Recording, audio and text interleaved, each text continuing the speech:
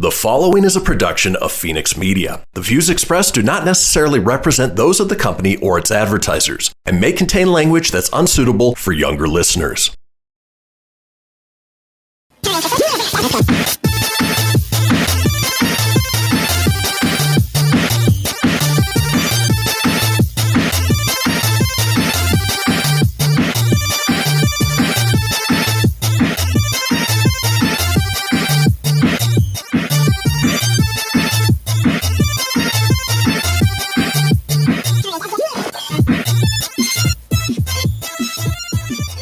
Hello, everybody. Welcome to a brand new Proton Pack podcast. It is episode 74. We're talking San Diego Comic-Con at-home highlights today. I'm Kristian, and with me always is the Grogu to my Luke Skywalker. Say hey, Tone. Hey, guys. It's good to be back for Don't do that. Another fun-filled episode. I'm ready to do my part, General Skywalker. Absolutely. Well, we encourage you guys to follow us, subscribe, just find us anywhere you can online. You can see right below us. If you're watching us, Proton Pack Podcast, anywhere you get social media, you can go to the ngbn.tv app and smart TV mobile application, download the Fenix Media channel from there, get us and other great shows as well. And you know what, Tone? I think this would be a good time for us, with as much time as we can, to get into our review of the Loki season finale and a little bit on the assembled making of afterwards. So I like it.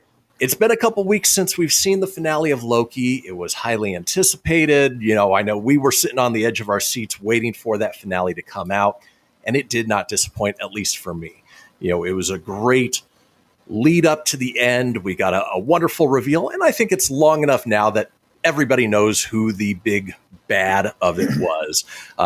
He Who Remains, also known as a variant of Kang the Conqueror, who we will see later on, played by Jonathan Majors, who did a wonderful job. He was quirky and wacky, and you can tell he's been cooped up in that castle for a long time and just really wanted somebody to talk to. But it was great to see Sylvie's journey, Loki's journey, and then, of course, it left us with a huge sort of cliffhanger that sets up the whole rest of Phase 4, probably Phase 5 and 6 as well. I would have to say, for me, Loki as a whole and the finale, probably the best of the Marvel series so far. I loved WandaVision. I really enjoyed Falcon and Winter Soldier, but Loki was hands down my favorite. I was just sad we didn't get to see Mobius on a jet ski. What was your take, Tone? Loved it. The ending was fantastic. While WandaVision and Falcon and Winter Soldier didn't do much to shake up the MCU, Loki definitely did. Definitely having get there. And the minute that you saw Jonathan Majors, which we already knew would be playing Kang the Conqueror and Ant-Man and the Wasp in Quantumania, which will come out next year, I believe. Yep. So we knew he was going to be the big bad. So when you saw him, I was like, it's Kang, but it's not King in that particular moment, as that's, like you said, He Who Remains. He's just a variant. And I love they said, why don't you guys just take this over? Because in the end, I'm just going to come back here anyways. It's just going to be a different variant, and you're not going to like which one comes next. And it's just crazy to think all the craziness. Like, if you really want to just wrap your brain around some silly stuff, you think about Loki and the way, like, this changes everything. Like, it almost takes, the Infinity Saga, like that whole thing was that was a chapter in the MCU now. Like, that was a whole novel. This is a whole new book, because everything they did there is gone. It's about to be undone, wiped, you name it. There's so many different timelines now. We got at the end when he's talking to Mobius and he goes, we messed up. And he's like, who are you? You're an analyst, right? Wow. You're an analyst. So, wow. The whole thing is like, oh, crap, that's not Mobius. And that was another fun twist, because you're like, oh, no, it's a different timeline. Crap. And it reveals that giant statue of Kang the Conqueror in place of where the Timekeepers were. It was just like, I'm still getting chills based on that. Oh, it was so crazy. Just in Miss Minutes is like, she's like actually really a bad one, and all that. It's just so nuts how the whole thing was, and just the way it tied up, and the way him and Sylvie, they finally got their kiss, and you're like, oh my gosh. And then she pushed him through the portal, and then she went ahead and killed He Who Remains, and unfortunately, it just all unravels. Yeah, but you can go back in time, and that might not have been it. It's there's theories out there that say Steve Rogers going back in time messed up the timeline too, because there was the lookalike Peggy Carter in the beginning of the first episode of Loki that looked like her being pulled in as a variant, and I just can't wait. I'm so glad we're getting a second season, and I know there'll be things answered. We got so much coming out. I don't know where Shang-Chi falls in line with this, and What If and all that. Yeah. But it's all heading towards something, and my God, what a series. So good, worth the watch, loved it. A+, definitely my favorite of the series. It was fantastic. It was so good. And then, you got the Sylvie and, this variant version of Loki who, by the end, they basically played their roles, and Loki said it, that you can't trust and I can't be trusted. And that's, what led to their fight and the ultimate killing of He Who Remains. Right. If you're what a bad day for Loki too, huh? Oh, I know. He's there. He has, the Battle of New York in 2012. He gets the Tesseract, disappears, is caught by the TVA, falls in love, and here we are. And real quick, I'll touch on Assembled. That was the making of documentary that came out the week after. And it was great to see, how much Tom Hiddleston embodies this character, does the research, and really, helped the other new actors get on board with what his journey was. And then the fact that they filmed all of this through COVID and the pandemic, really interesting to see. And, they even dropped a few little things in there when, they interviewed Jonathan Majors and Tom Hiddleston. And so it'll be fun to see where they take it. If you like behind the scenes stuff like we do, that's well worth checking out. Assembled is fantastic. Great show. Only gripe with Assembled was that they didn't even touch on Miss Minutes. No, yeah, they never interviewed Tara Strong, had her on there at all. You're right. Nope. You're right. They did not do that.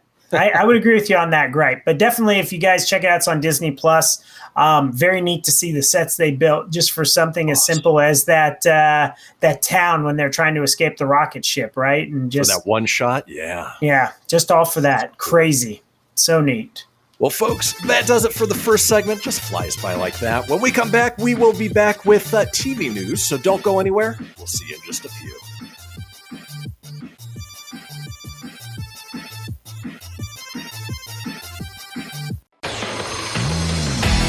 Behold, my precious. Ooh, yeah, let me tell you something right here, It's the Loot Crate subscription box, full of exclusive loot, fun surprises delivered to your door every month. Just pick up your favorite geeky genre, Daddy. From the original Loot Crate, the Loot Crate DX collectible boxes, dude! Cowabunga! To the Loot Gaming video game box. Woohoo! Yee-hoo! Box. What's with kids today, huh? Wowzers! With crits starting as low as $11.99 per month, there's a box just about for all collectors. To get your geek on, head over to phoenixmedia.us/Loot Crate and claim your exclusive offer. That's FENIX media.us/Loot Crate. Great Scott! Snap into a Loot Crate, dig it? Welcome to Calvin's Barbershop. You all gotta see this. I don't even want to know what you're looking at on that phone. Well, you should. I was learning about the dangers of high blood pressure and that we need to get ours checked regularly. High blood pressure can increase the risk of heart attack or stroke, but this text program can help keep it at a healthy range. Just text Barbershop to 97779 to sign up. I'll get right on it as soon as I'm done with this baby panda video. Text Barbershop to 97779. A message from the American Heart Association and the Ad Council. Allison is perfect. I mean, she'd never tell you that. She's humble and perfect. She likes everyone. She even likes her untidy roommate's weird guinea pig. Allison, wait, are you texting and driving? Allison, no. That's the exact opposite of what I was just saying about you. Why, Allison? Why? Texting and driving makes good people look bad. Visit StopTextStopWrecks.org. Brought to you by the National Highway Traffic Safety Administration and the Ad Council. I'm Paul George of the Indiana Pacers. When I was 6, my days were spent playing basketball. When I was 6, my dream was to make it to the NBA. When I was 6, my mom had a stroke. So I want you to learn to spot a stroke fast. F-A-S-T. F, face drooping. A, arm weakness. S, speech difficulty. T, time to call 911. I'm Paul George. Spot a stroke fast. Visit strokeassociation.org. Brought to you by the American Stroke Association and the Ad Council. My name is Lola Silvestri, and I'm going to be 95 this year. I was very independent. I fell, and I had to have Meals on Wheels. America, let's do lunch. 1 in 6 seniors faces the threat of hunger, and millions more live in isolation. Drop off a hot meal and say a quick hello. Volunteer for Meals on Wheels by donating your lunch break at americaletsdolunch.org. This message brought to you by Meals on Wheels America and the Ad Council. You're listening to Fenix Media. Listen live and explore more great shows at fenixmedia.us.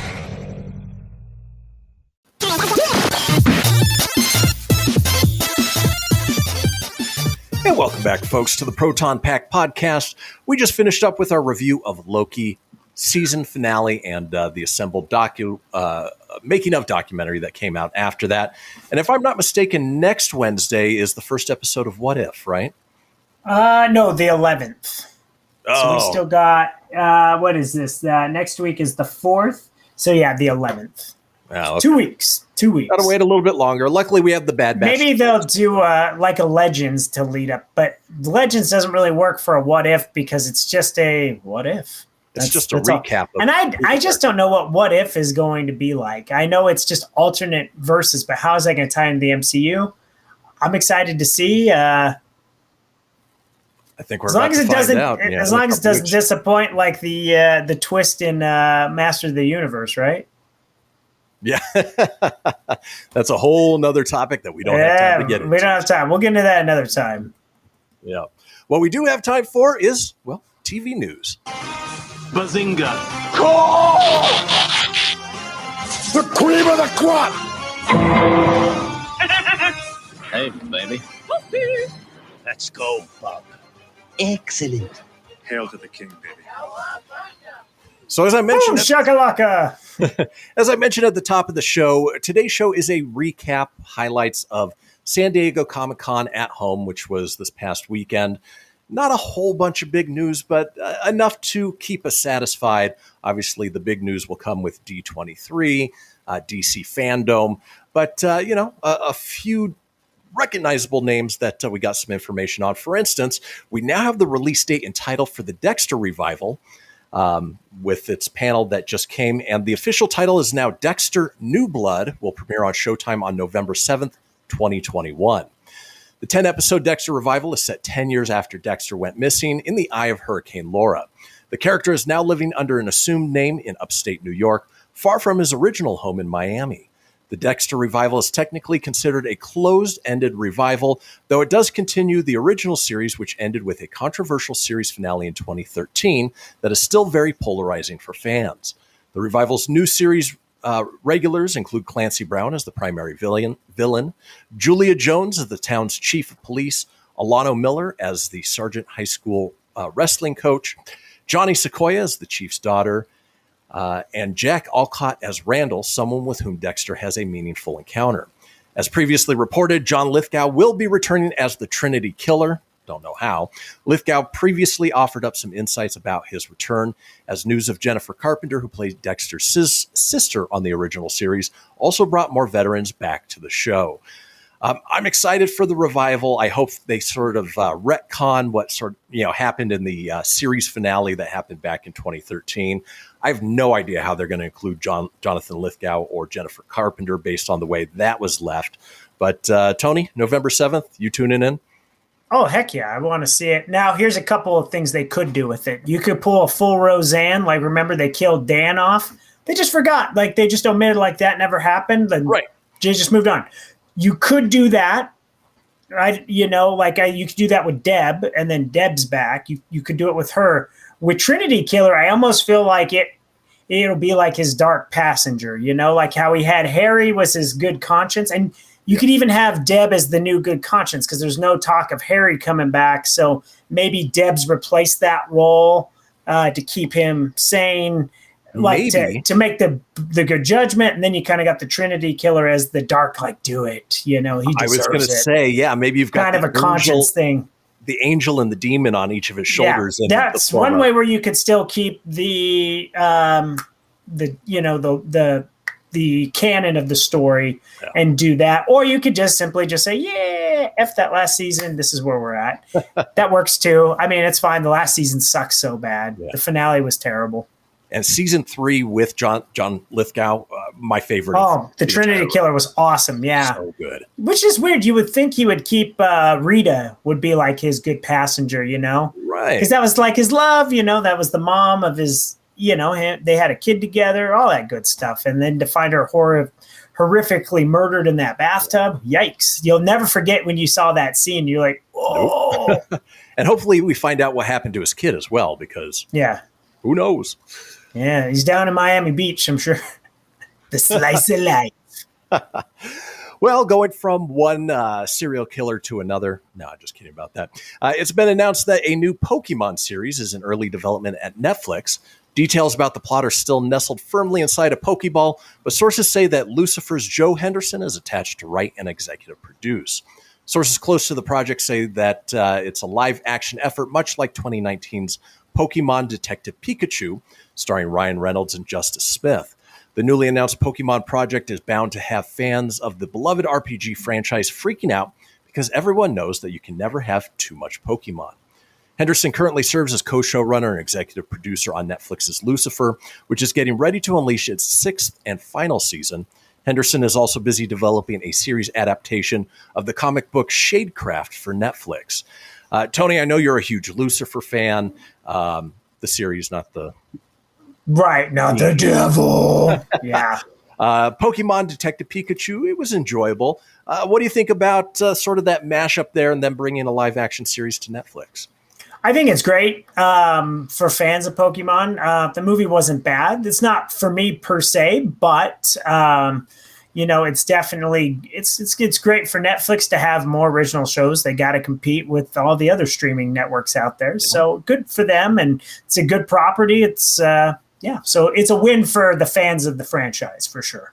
For me personally, it doesn't phase, but and I doubt we'll see Ryan Reynolds back as Pikachu. I doubt it. You're going to have to kind of change that up. So yeah. Don't know if it's going to be a continuation. And obviously, as we get more information, we'll let you guys know.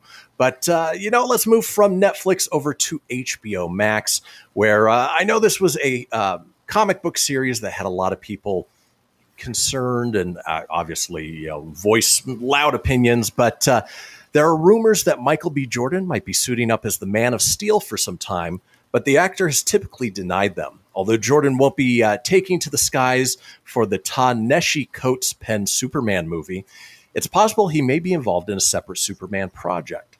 According to Collider, Michael B. Jordan and his production company Outlier Society are developing their own Black Superman project for HBO Max that centers on the Val Zod incarnation of the character. Collider sources say that an unnamed writer is currently working on the script and that the project is being developed as a limited series for HBO Max. Michael B. Jordan will produce the project, and Collider states that he may also star in the series, but hasn't officially committed to that aspect just yet. While the Superman movie written by Ta-Nehisi Coates and produced by J.J. Abrams will be a reimagined version of the Clark Kent character, Jordan's project will be centered around Val Zod, a Kryptonian from Earth-2, whose parents were executed by the Kryptonian court, and who later took the mantle of Superman upon his arrival on Earth. I'm one of those people who... You're at a loss for words. You're like, Don't change what we know about a character. For instance, the movie project that they're talking about where it's a reimagining of Clark Kent, I'm less enthused about that than this Michael B. Jordan character being developed, Val Zod, who, he's got the same Kryptonian powers. He is a different character completely from what we know of Clark Kent and Superman. And it makes for just a larger story overall that really won't put people on edge.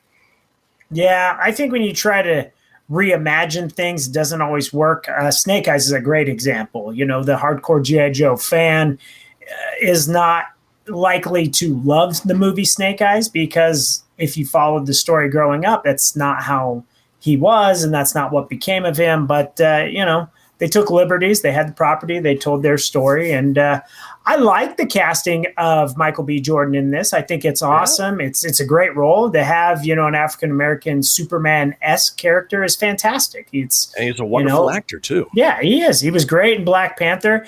He wasn't even bad as Johnny Storm in that terrible Fantastic Four. He was just a victim of a really bad script and a really bad movie. And it's not his fault. He was probably the best part of it.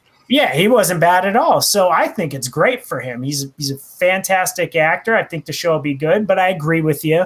I think when you mess with source material and then you take liberties and stuff, it's bad. Why don't you just tell your own story? Why don't you take in a reimagination? And we'll get into that later with our trailer of the week, where I mean with that, taking the original source material, but yet making it your own while still staying to that. There's ways to do that. So. Couldn't agree more, Tone. I would say that, yeah. Unfortunately, but nonetheless, for HBO Max, a good win though. I mean, it's something I would check out. I'd be interested in it for sure. Yeah, totally. And then finally, moving from HBO Max over to Disney Plus with a series that we're excited for season 3 on, and of course, we alluded to a little bit at the top of the show. An officially licensed poster based on The Mandalorian has been released that depicts Luke Skywalker and Grogu building a lightsaber.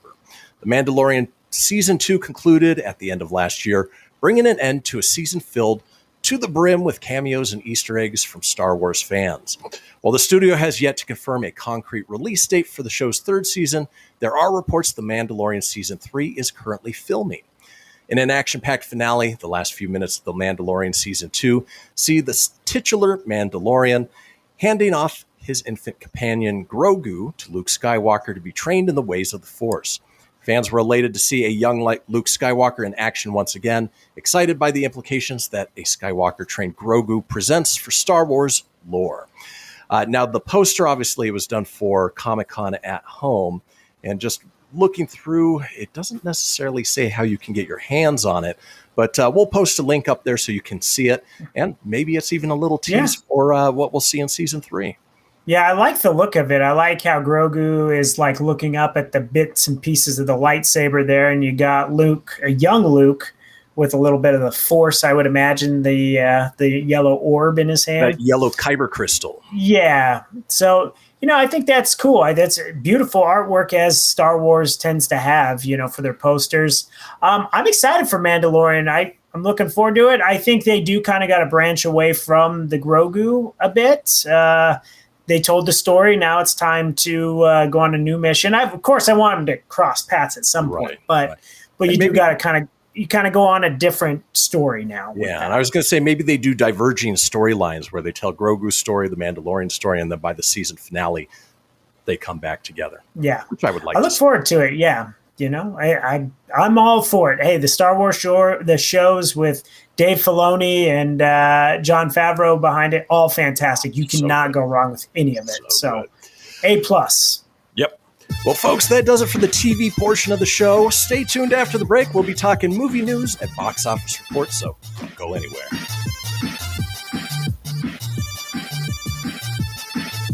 Dear John, I'm leaving. Uncontrolled high blood pressure is serious, and I can quit whenever I want. Why can't we get back to when you checked on me? I don't want to leave, but remember, when I quit, you quit. Sincerely, your heart.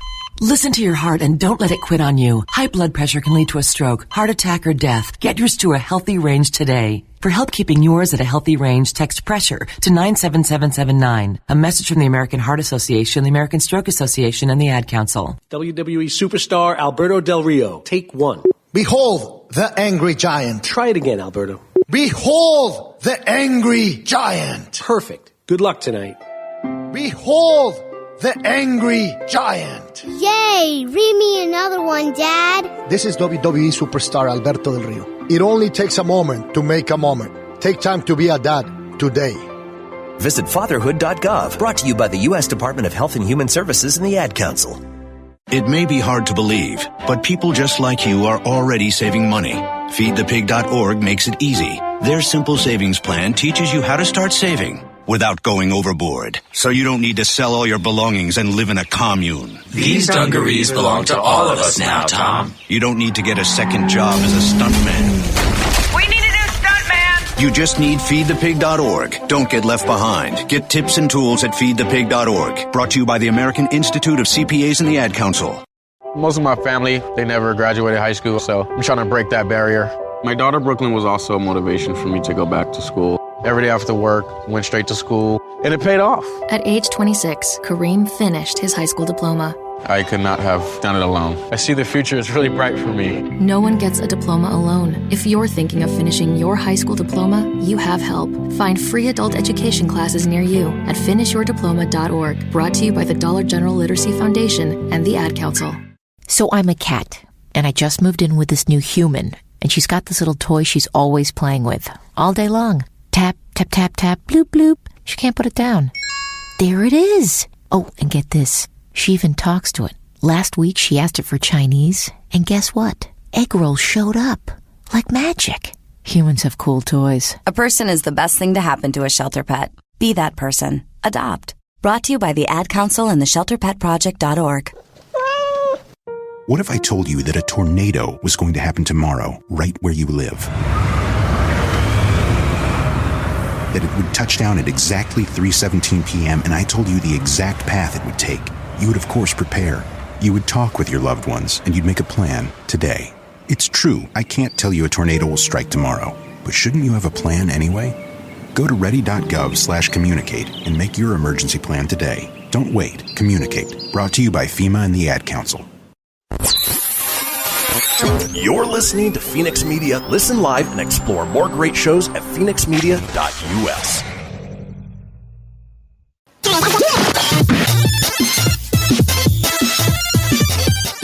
And welcome back, folks, to the Proton Pack podcast. Before the break, we talked a little TV news. We're about to get into movie news, but not before we bring you all, well, the weekend box office report.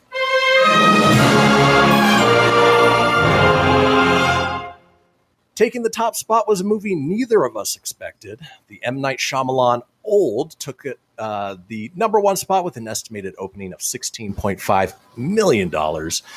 Let's see. What a twist! We didn't call that one last week. No, we figured that'd be at least 2 or 3 somewhere in there.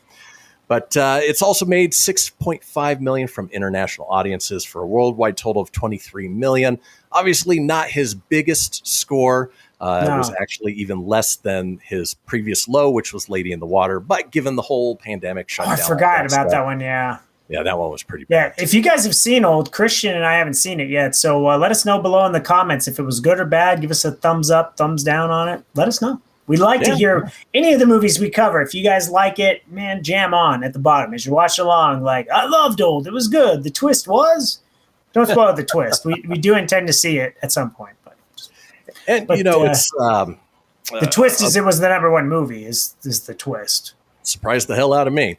Yeah. The number 2 movie was a movie I know you went to see. Reese went to see. I haven't had a chance to yet. Snake Eyes. Yep. G.I. Joe Origins Snake Eyes with $13.3 million for the weekend. Looking through, it looks like it cost $88 million. And, the scores aren't too good for it. It got 42% on Rotten Tomatoes, 43% on Metacritic. Real quick, Tone, what was your take on Snake Eyes? Definitely, it was enjoyable. The action was great. The storytelling was a little cheesebally. I think it was aimed more at teenage boys, teenage and younger. Not so much the G.I. Joe fan because they took liberties in the storytelling. They created their own thing. They didn't really follow.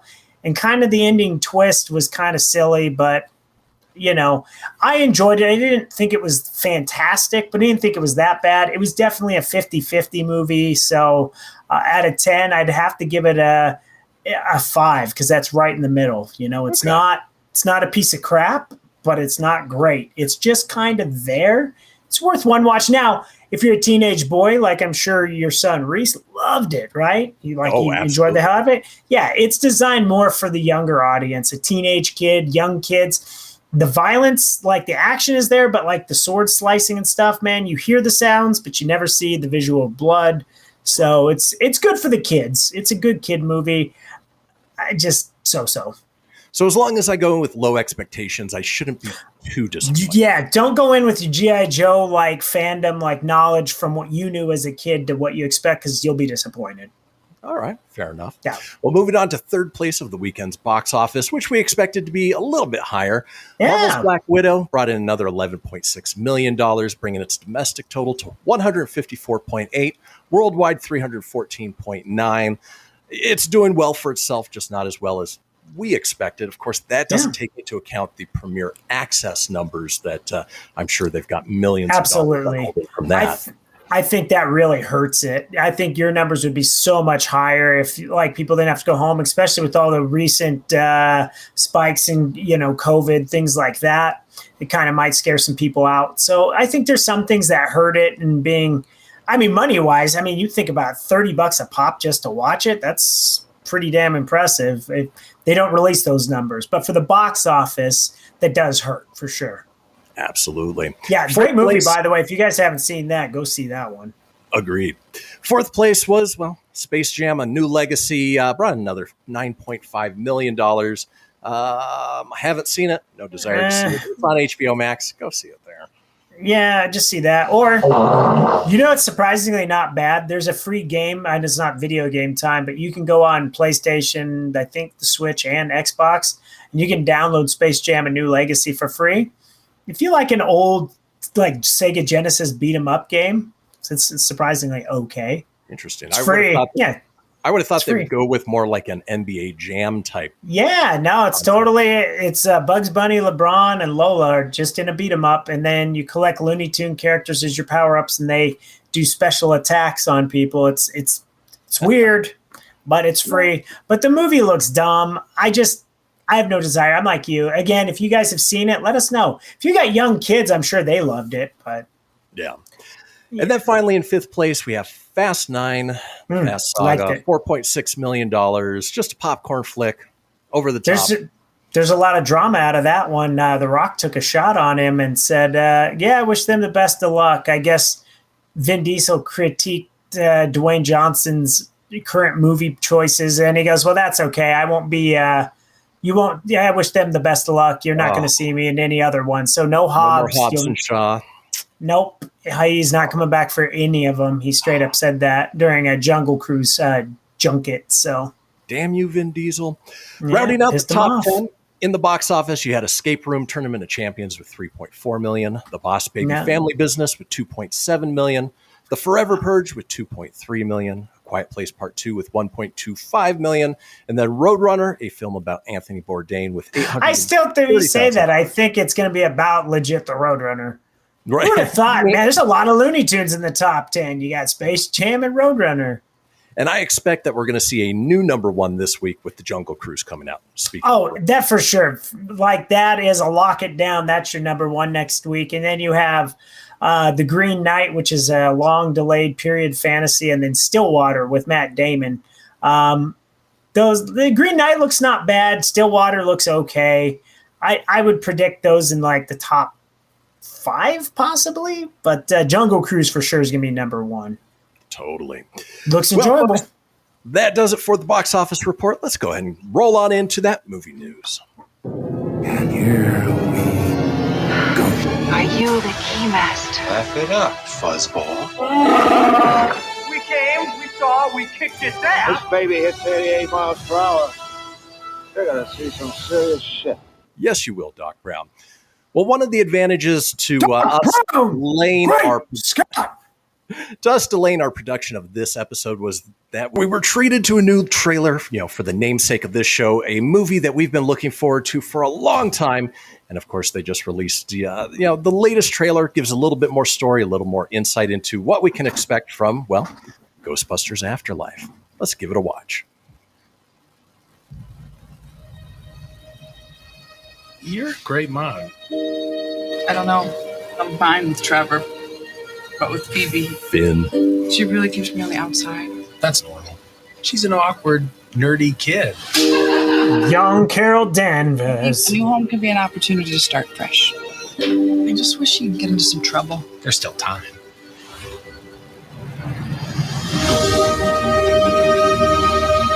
What are you doing here in Somerville anyway? We're completely broke, and our grandfather left us this creepy old farmhouse in the middle of nowhere. Your father wasn't much of a homemaker. He could hardly Ghostbusters. You're saying he left us nothing? Well, I wouldn't say nothing.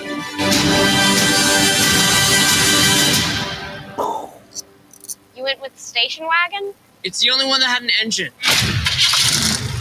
Ooh, that's a nice throwback to the 84 movie. Totally. What is happening here? Somehow, the town with no fault lines is shaking on a daily basis.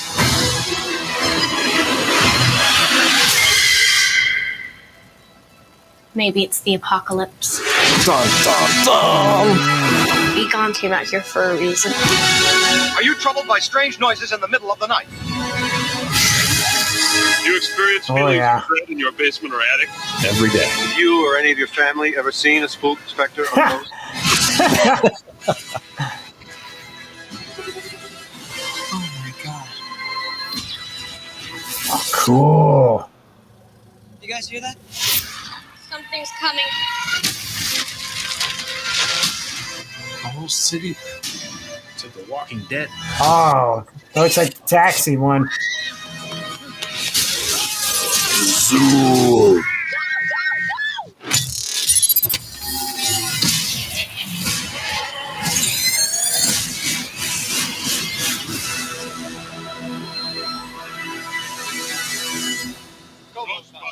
We're ready to believe you. It's Ray. We're closed. Oh, ho, ho, ho.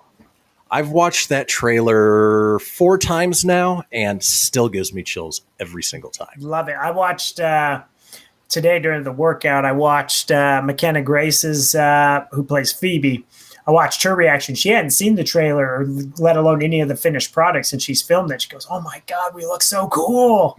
Like her, and they obviously, because they're focusing on a younger group of Ghostbusters. But man, oh man, we knew it was going to be like an Egon type story. But man, some of the throwbacks, like where Finn is, I don't know what his character, did he say Trevor? Is his name? Yeah, so you got Finn's character Trevor working on the Ecto-1. That's a shade back when you go back to the 84 movie and they're in the firehouse and it's just the old, car before it was Ecto-1. Same thing. He's under there wrenching away. He had the cigarette in his mouth when Dana walked by. Yep. That was a pretty same shot for shot right there. I liked it. And this is where we go back from earlier when I said, when we talked about Superman with Michael B. Jordan, you can take a movie like this and you're still using all your original source. You're telling a whole new story while still incorporating the true original material. You're not rewriting it like that was the fault of Ghostbusters 2016. They tried to retell the story where they could have just done it as a continuation and it would have been fine. It probably would have been a lot better if they just would have said, yep, this is in the Ghostbuster universe. Yes, New York happened. Yes, this happened. And instead of retelling their own story, seeing that's what went wrong for them. So this is what Afterlife has got going for it, is they're being true to the source. Also helps that it's Ivan Reitman's son, Jason, doing it. So what bigger Ghostbuster fan than Jason? The fact that it made his dad cry when they screened it, high hopes, man. Unfortunately, my expectation level for this movie is high. So yeah, I'm excited. This trailer opened up so many more questions. For instance, Janine, did Spengler and Janine end up getting together and now she's the grandmother of these children? That's kind of the sense I get from this. That's the way I got. You saw one of the demon dogs, which alludes to either Zool or Vince Clortho. Are one of them returning? Yeah, I'm excited. Yeah, and if anyone out there was wondering what the name of the other ghost, that wasn't Slimer, that was Muncher. And if you want to avoid spoilers, don't go look at the new toy line. They kind of give away a lot of the look of the new Ghostbusters. Yeah. So I unfortunately looked at it. I'm still excited. It doesn't make me not want to see it, but I'm very excited for this movie. I can't flip and wait. Of all movies this year, that's the one. That's the one I've been looking forward to. That's the one I cannot wait for. Thanksgiving can't come quick enough. And then finally, folks, we head into our break, I wanted to touch on one more piece of movie news. According to creator Robert Kirkman, massive efforts are being made to make Invincible's live-action movie different from the Amazon Prime Video animated series. 4 years ago, it was announced that Seth Rogen and Evan Goldberg would write, direct, and produce an adaptation of Kirkman's comic Green. Then a year later, Amazon announced The Invincible was being developed as an animated series with the same creatives attached. Similar to the Boys concept, Amazon's Invincible is a more mature take on superheroes, which is arguably more violent than the former, thanks to the possibilities of animation. The animated series is fantastic. If you love sort of the DC Warner Brothers animated, you'll like these, and it ramps up the violence hugely. A live action series will be a lot of fun to watch. And Tone, I know you haven't gotten on board yet, but when you find some time, I highly recommend it. Well, I got some time now, which is good. Like a new shift change, definitely have some evenings off now, which is pretty badass. So looking forward to it. Now, I'll have to send you a whole list of what to get caught up on, Tone. There we go, man. There we go. Invincible is one of them, and The Boys. Those are two. Oh, so many. Well, folks, that does it for this segment. When we come back, we're headed into video game news, so don't go anywhere. We will be right back.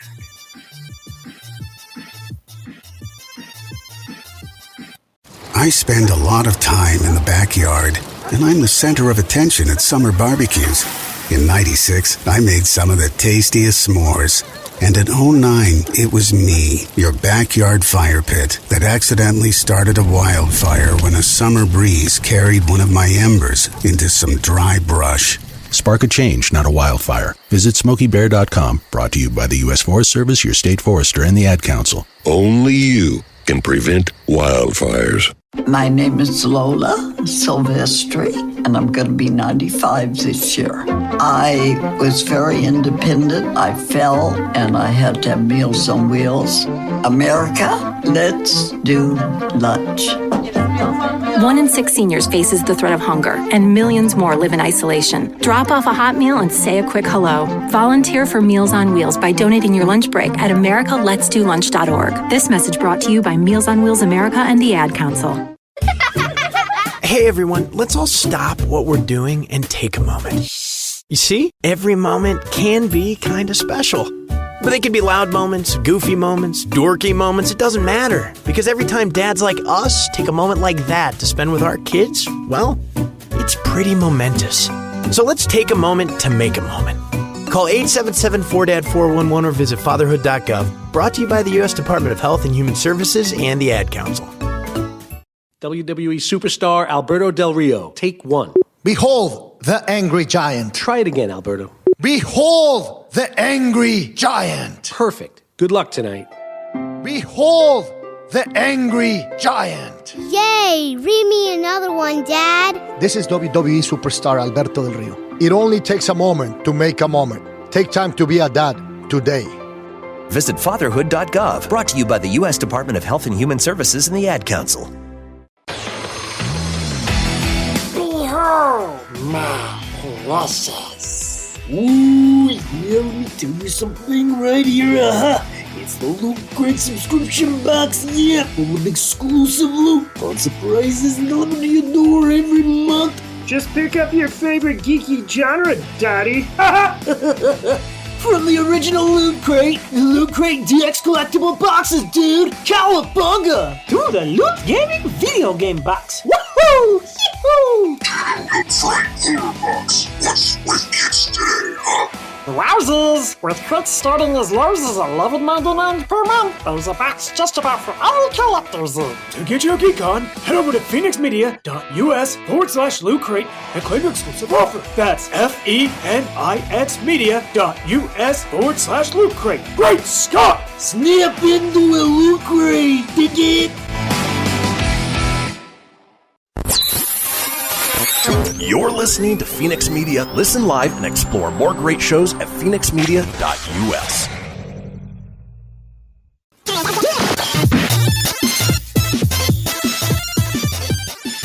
Well, folks, we are to the final segment of this episode of the Proton Pack podcast. We've been talking about San Diego Comic-Con at home, some of the highlights from that, some of the information on TV and movies that were released. But as you know, in this fourth segment, we don't talk about TV. We don't talk about movies. We talk about video games. Hey man, you want to play some video games?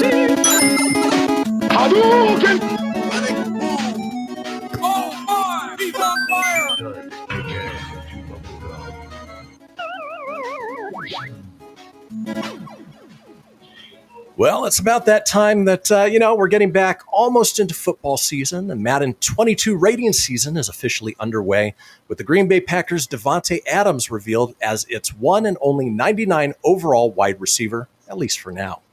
Adams returns to the 99 club after another strong season that saw him reel in 115 receptions for 1,374 yards and an NFL-high 18 touchdowns. His stats were enough to earn him a near-unanimous first-team All-Pro selection, receiving 49 out of a possible 50 votes. This is not Adams' first stint in the 99 club. After starting at 94 overall in Madden 21, Adams steadily climbed in the ratings, finally reaching 99 overall in December. He's joined at the top of this year's list by DeAndre Hopkins, who has a 98, Tyreek Hill, who also has a 98, Stefon Diggs with a 97, and Julio Jones, who rounds out the top 5 at 95. Now, Madden 22 is set to be released on all of the major platforms on August 20th, just in time for the NFL season. And they don't give much here about many changes that we'll see to the game. Madden is a perfectly serviceable game. The graphics for me have always been good, decent enough, but I always preferred the 2K games, their version of NFL. I wish they would come back with it, but right now, our only choice as far as football games is Madden. Yeah, unfortunately with EA, and my whole thing is, who gives a rat's ass about the ratings? I mean, seriously, who gives a shit? You can literally go in, if you take the time, you can think of the crappiest receiver on your team, which as for the Broncos, we have pretty good receivers. But think of the crappiest receiver or running back you have on your team.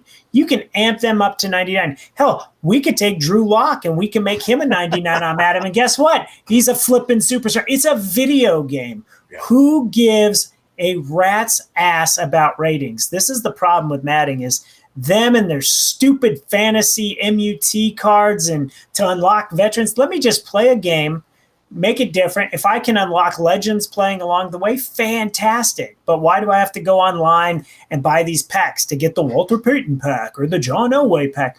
Who gives a shit? It's the same game every year. And I love football, obviously, but the Madden games, they don't excite me. It's the same shit year after year. That's my rant. It's these money-grubbing bastards at EA, they whore out these franchises. Exactly. They whore out these franchises. They whip these out with these polished, nice graphics. But like you said, the 2K ones were always more fun.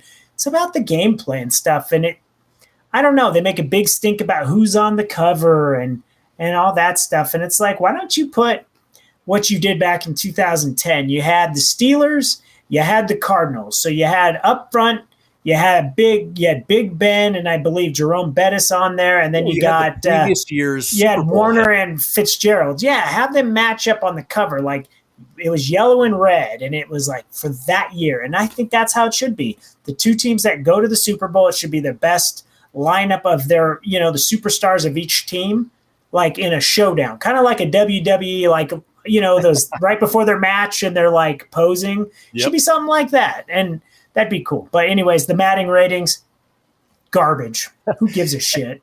And now Davante Adams at least will legit be a 99 because Rodgers came back. So Good for them, bad for us, but oh well. Life moves on.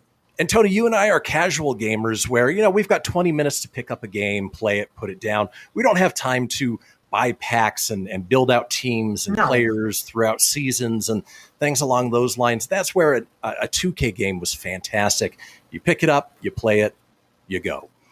Speaking of which, moving on to our next story, EA is apparently not finished with basketball quite yet. While NBA Live went dormant in 2019, Axios reports that the sport giant is working on next-generation basketball games that could revive EA's fortunes in the space. We've got some next-generation HD basketball projects that we have been talking about and designing and working on, EA Sports General Manager Daryl Holt said. In this instance, high definition is shorthand for consoles, meaning next-gen platforms like Xbox Series X and S or PS5. If EA's projects reach fruition, they will be its first foray into the space of NBA since NBA Live 19 was released in 2018. Since then, obviously, 2K Games has taken that over, making beautiful games. My boys have NBA 2K on their iPads. I glanced over one day. I was like, oh, what game you watching?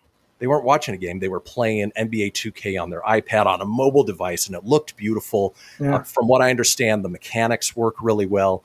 EA get back into that game, doesn't excite me.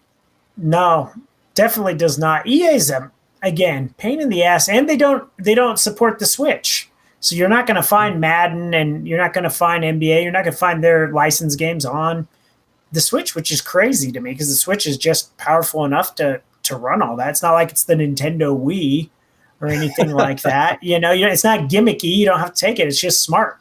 Take it on the go. Play it at home. Take it on the go. More people would buy your games probably for that platform for the simple fact they can take it on the go. I would. Yeah. Times that I'm traveling, I'd love to play, an NBA a quick round. Yeah. Graphics are beautiful though on the 2K basketball game. Beautiful. Well done by them. Would love to see an NFL game.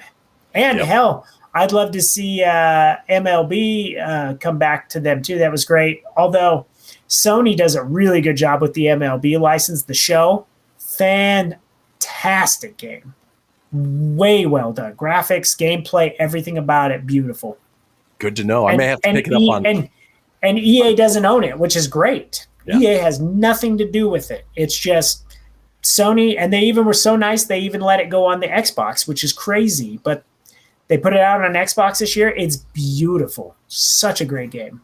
Right on. And then speaking of the Switch and even Wii era, Legend of Zelda Skyward Sword HD was recently re-released. Tony, I know you picked it up. And with about a minute, give us your overall review of it. I know you haven't had a lot of time to dive deep into it, but what did you think?